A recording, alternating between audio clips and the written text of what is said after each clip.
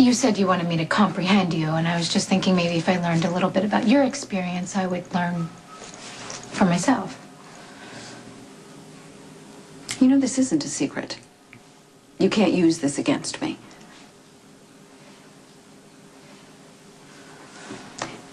You wanted to know if I ever thought about my daughter after I gave her away.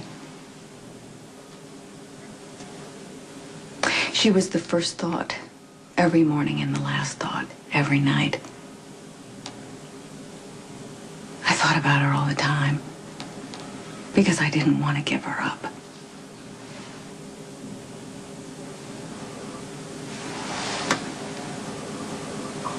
I was not in charge of my life at that time. I was just a kid myself. I wouldn't have been able to support her in any way. And my father would have disowned me if I didn't do what he wanted. Ordered. I don't suppose there's any way that you could ever know this about me, but I was very sheltered and very controlled. I will tell you that there is no way that I would have survived on my own, much less with a kid.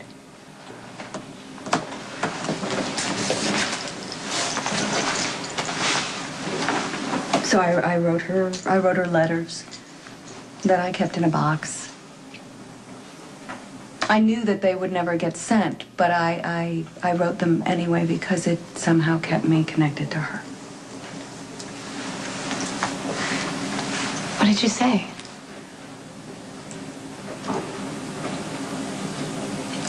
I just wrote about feeling guilty, feeling sad. Sometimes I would just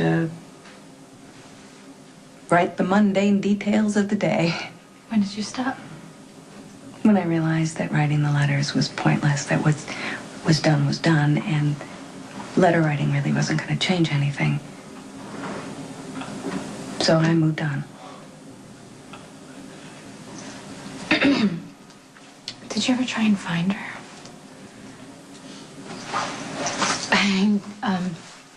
You're a woman of many resources. You're a lawyer, for God's sake. That's exactly why I didn't spend much time looking, because I knew the law, and I also was very aware of my father's thoroughness. So the chances of finding her were minimal at best. When Christina was sick, I hired someone to look for her. She needed a donor. But there wasn't enough time because she was deteriorating way too fast, and mercifully your baby saved her. So you had no reason to look for the daughter. You gave up.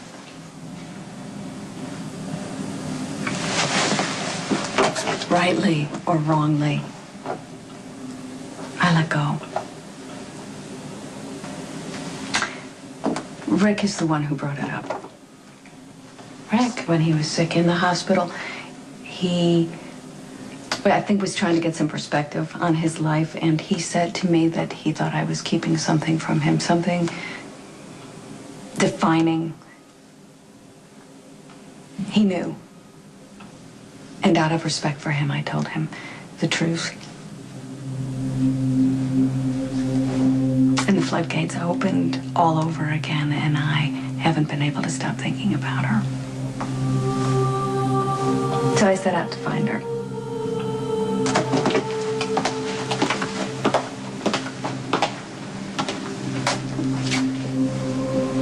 So you're looking for your daughter now?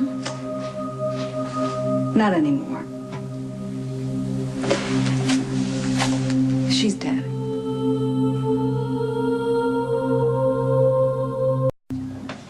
I used to be able to tell when people were lying.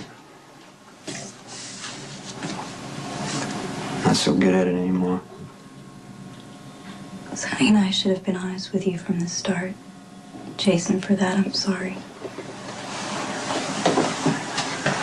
You're not lying now.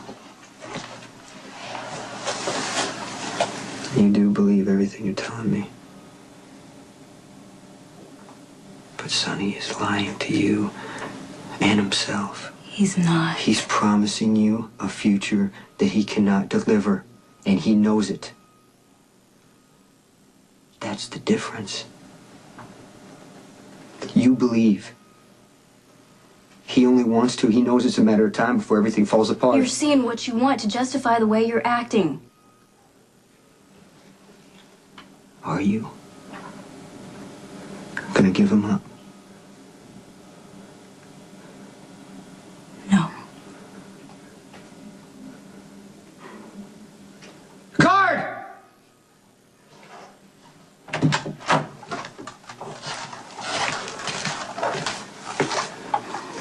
I'm done here.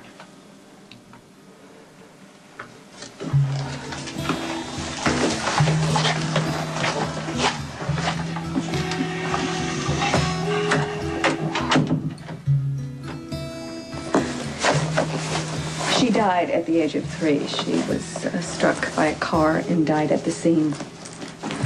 And now I'm right back where I started, wondering what she looked like, if she has my eyes. She sounds like me. That sort of thing. What if you were wrong? I'm sorry.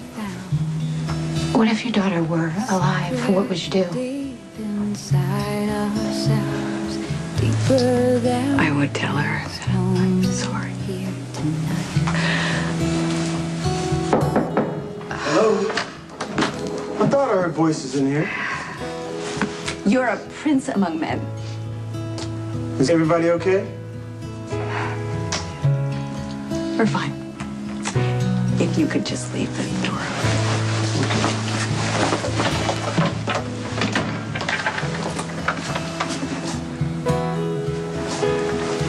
Maybe loss is more of a common ground than you originally thought.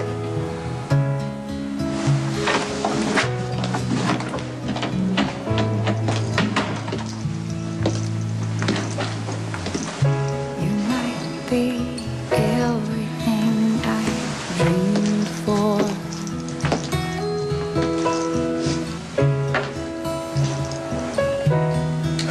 You forgot your glasses. Baby, take